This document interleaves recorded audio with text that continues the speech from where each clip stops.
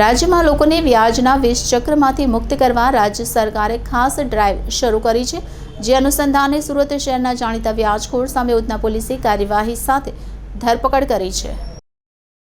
વ્યાજના વિષય ચક્રમાંથી નાગરિકોને મુક્ત કરવા રાજ્ય સરકારે ખાસ ડ્રાઈવ શરૂ કરી છે, તો વ્યાજખોર ઉપર લગામ કસવા ગુજરાત પોલીસે કડક કાર્યવાહી કરી છે। સ્પેશિયલ ડ્રાઈવમાં વ્યાજખોરો સામે એફઆઈઆર દાખલ કરવામાં આવી છે। રાજ્યમાં વ્યાજખોરો અને તેના વિષ ચક્રમાં ફસાઈ ચૂકેલા સામાન્ય નાગરિકોને આ ચંગાલમાંથી મુક્ત કરાવવા સરકાર દ્વારા ખાસ ડ્રાઈવ શરૂ કરવામાં આવી છે। શહેરના જાણીતા વ્યાજખોર સામે ઉધના પોલીસે લાલી પંજાબી નામના વ્યાજખોરની ધરપકડ કરી છે। અનેક લોકોને વ્યાજે રૂપિયા આપી ઊંચા ટકાવારીમાં વ્યાજ વસૂલતો હતો। ઉધના પોલીસે વ્યાજનો ગુનો નોંધી તપાસ શરૂ કરી છે। અગાઉ એક ગુનામાં આગોતરા જામીન લઈને હાજર થયો હતો, પણ ગઈકાલે વધુ એક ગુનો નોંધાતા ઉધના પોલીસે ધરપકડ કરી છે। ઉધના પોલીસે તેની ઓફિસ સર્ચ કરતા અનેક કોરા ચેક અને ડાયરીઓ મળી આવી હતી। સુરત શહેરમાં અમારા સીપી સાહેબની સૂચનાથી તમામ જગ્યાએ જે લોકો વ્યાજંકવાદીઓ તરીકે લોકો પાસે ખૂબ જ ઊંચા રેટમાં વ્યાજ વસૂલે છે, શોષણ કરે છે, આ પ્રકારના લોકો વિરુદ્ધ એક ખાસ ઝુંબેશ ચલાવવામાં આવી રહેલ છે। હાલમાં અમારા ડીજી સાહેબ તરફથી પણ સમગ્ર સ્ટેટમાં વ્યાજ બાબતની જે પણ આ પ્રકારની ફરિયાદ હોય તે અનુસંધાને એક ડ્રાઈવ પણ ચાલી રહેલ છે। જે બાબતને લઈને થોડા સમય પહેલાં ઉધનાના ભાઠેના એસએમસી હોલ ખાતે એક લોક દરબાર રાખવામાં આવ્યો હતો। આ લોક દરબારમાં વિસ્તારના તમામ લોકો આવી અને પોતાની આ પ્રકારની કોઈ પણ રજૂઆત અથવા ફરિયાદ હોય એ જણાવતા હતા। આ દરમિયાન એક ફરિયાદી બેને આવીને પોલીસને જણાવેલું હતું કે તેમની પાસે એક વ્યક્તિ છે જે ધર્મેશ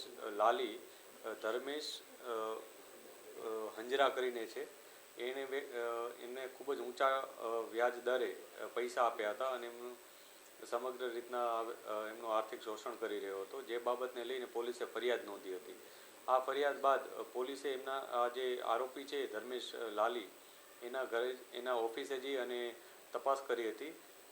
ઓફિસના જે ડોક્યુમેન્ટ્સ મળ્યા એમાંથી પોલીસને 57 અલગ અલગ કોરા ચેક, 15 એક્સિસની ચેકબુક, આ ઉપરાંત એક પ્રોમિસનરી નોટ, બીજી અન્ય ડાયરીઓ અને અન્ય ડોક્યુમેન્ટ્સ મળ્યા હતા, જેના આધારે અમે વધુ તપાસ હાથ ધરી હતી।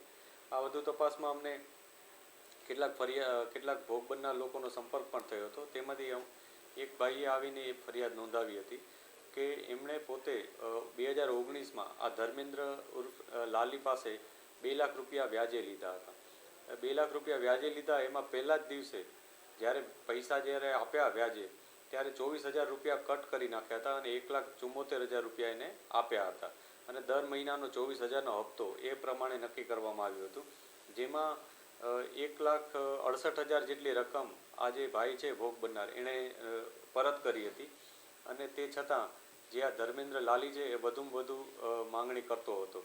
આ માટેના કેટલાક રેકોર્ડિંગ્સ પણ પોલીસને મળ્યા છે કે જેમાં અતિશય ગંદી ભાષામાં અને અતિશય ખરાબ અપશબ્દો વાપરી અને એણે આ પૈસાની ઉઘરાણી કરેલી છે, જેમાં એણે બીજી અન્ય ધમકીઓ પણ જે ભોગ બનનાર છે એને આપી છે।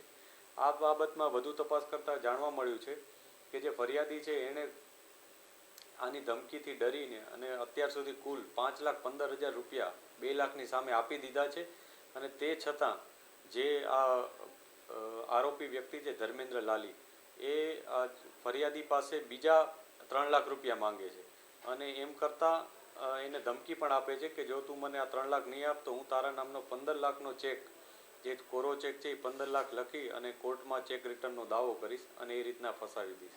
આ ઉપરાંત એને મારવાની ધમકી, એને ગંદી ગાળો બોલીને અપમાનિત કરવાનો આ તમામ પુરાવા પોલીસ પાસે છે।